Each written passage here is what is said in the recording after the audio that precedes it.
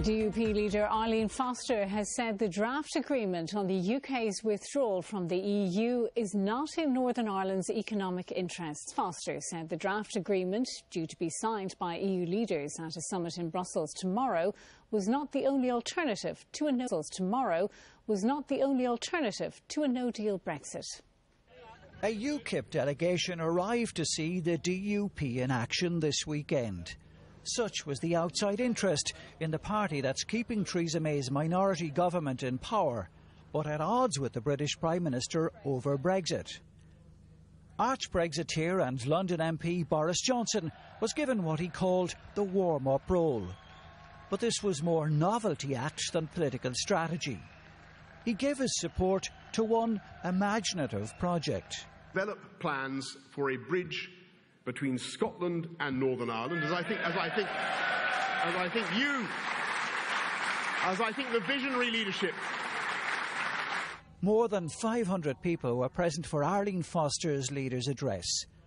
The most sustained applause came for her remarks about the Renewable Heat Incentive Scheme, currently the subject of a public inquiry.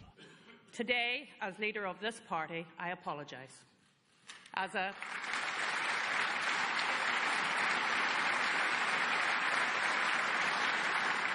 When Mrs Foster moved on to Brexit, the language was measured, but the message clear.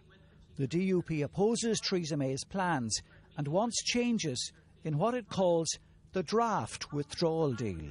The choice is not between this deal and no deal, despite what the government spin machine may say.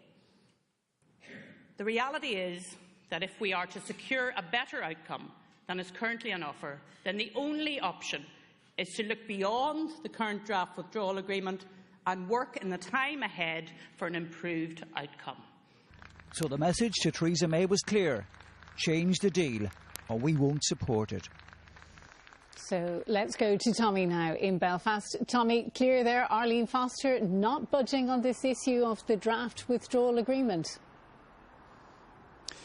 Yes, Kate, she had put a lot of thought into the speech. It was very well crafted. It had a number of sections. There was a very elaborate and fulsome apology over the RHI scheme in which the DUP was centrally involved, and that got a lot of applause from the delegates at the conference.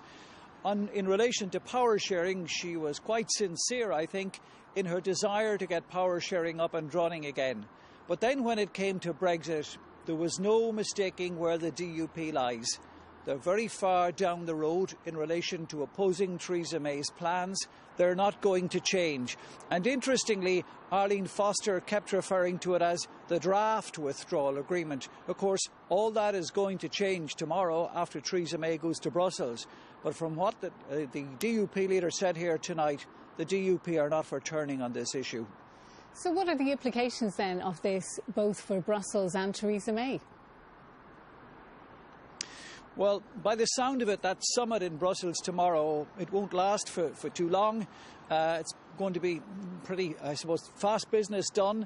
Theresa May is going to get support for what is being negotiated with Michel Barnier on behalf of the European Commission and the leaders of the European Union.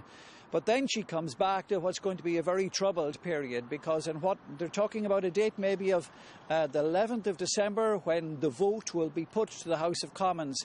And she's certainly going to have to persuade the DUP to change its mind. Now, there were some indications here last night that Philip Hammond, the Chancellor, made some progress in discussions with the DUP. But the DUP are going to come shopping for changes. And I suppose that will put a tension on what's the stance of the Irish government. And as for possible challenges to Theresa May's leadership, the Boris Johnson I saw here today, and I knew him from my Brussels days. I had a yarn with him afterwards. But he certainly wasn't togged out and in championship football mode today. He was very, very relaxed, and in some respects he was off the pace. Back from Brussels next week. OK, Tommy Gorman in Belfast. Thank you. The British Prime Minister Theresa May is currently meeting the EU Commission President Jean-Claude Juncker in Brussels this evening ahead of tomorrow's summit. The pair didn't make any statements before their discussions, which are expected to last around 90 minutes. Afterwards, Mrs May is due to meet the President of the European Council, Donald Tusk. Well, just before we came on air, RTE's Anya Lawler joined us from Brussels to look ahead at what's expected at this long-awaited summit. Remember 2 years ago when Theresa May said Brexit means Brexit and Brexit would be red, white and blue. Well, this weekend Brexit means a withdrawal document, 580 pages of dense legal text, and a 28-page document about the future relationship between the UK and the EU.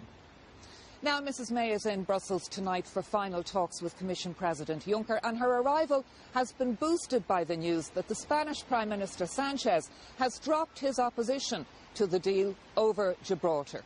And further news of consensus and agreement in Brussels. Council President Tusk says he will formally recommend agreement. The two documents be endorsed by the leaders when they meet in Council tomorrow morning. The leaders will meet, the 27 amongst themselves, for an hour or so, and then Mrs May will join them around 11 o'clock. And of course, for the Irish side, it's been 2 long, hard years. The big achievement, the withdrawal document, through the backstop, guarantees there won't be any hard border on the island of Ireland. And the Brexiteers would argue the future trade relationship might come up with something even better.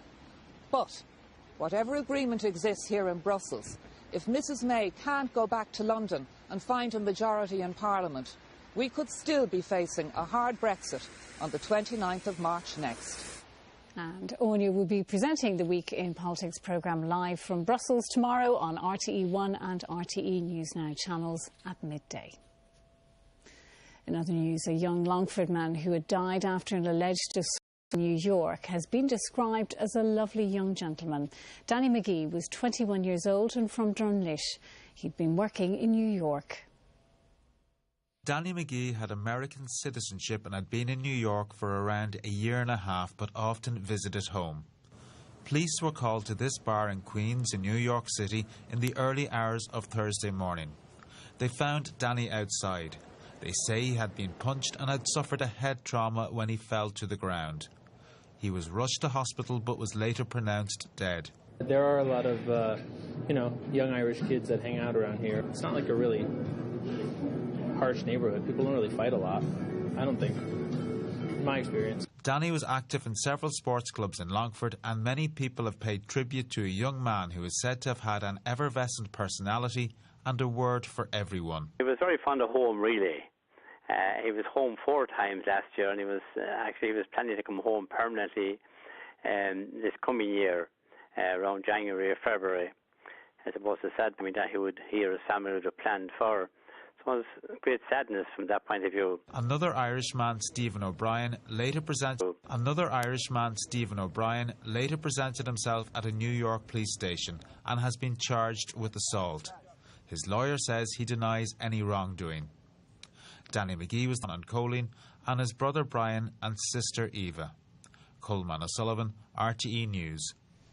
24-year-old man. RTE News. 24-year-old man has been arrested in South Africa for the murder of Irishman John Curran. Mr Curran died from stab wounds in Cape Town on the 7th of November. His body was found at his apartment in the city. The man will appear in court on Monday, where he will face a charge of murder. Mr Curran, a well-known teacher from Dublin, had been working in South Africa. Police in France have fired tear gas and water cannon at protesters. Tens of thousands in other cities over rising fuel taxes. The so-called yellow jacket protesters say there's too much fuel duty on diesel. Many French voters are reported to be unhappy with President Emmanuel Macron and his government's economic policies. Here at home, all flights were suspended for over an hour at Dublin Airport this morning because of problems with the air traffic control system. The Irish Aviation Authority says it regrets the disruption caused by the outage, which impacted on around 50 flights. Services have now returned to normal at the airport. At 8:20 this morning, there was an outage of the Irish Aviation Authority's air traffic control system, and all flights in and out of Dublin Airport were suspended. The interruption to service lasted just over an hour, but it had a knock-on effect on a number of flights. The pilot just came on the air and said, we're delayed due to radar down, and it looks pretty cloudy down below, so hour and a half, hour basically of going through the air or whatever. And yeah, that was it. Just watched another movie. Ireland looks beautiful from that high up. We got the full view. We went almost as far as Shannon Airport, which would have been great for me because I live about 30 minutes from there. So then we turned around and came back up again. We thought there was a problem with the plane, and especially for me, as I have a fear of flying, I was shocked. So I'm so glad to be down and say hello to everybody. If you're putting me on TV, I'm back again. The Dublin Airport Authority say around 50 flights were impacted. 9 of them were diverted to Shannon, Belfast, Birmingham and Liverpool, and 4 flights were cancelled. I arrived at the terminal and it was cancelled. There was a delay and it was cancelled. That was it. And then we queued for about half an hour. Nobody told us what happened. Aer Lingus kept us didn't keep us in the loop. And now I'm back out. Flight's cancelled, so. What are you going to do for the weekend now? We're about to find out in half an hour. The incident comes just over a month after a technical issue at Shannon and Cork temporarily shut down both airports. The Irish Aviation Authority say what happened in Dublin was not the same issue as it's a separate system.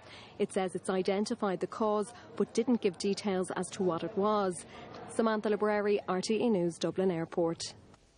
And there we take a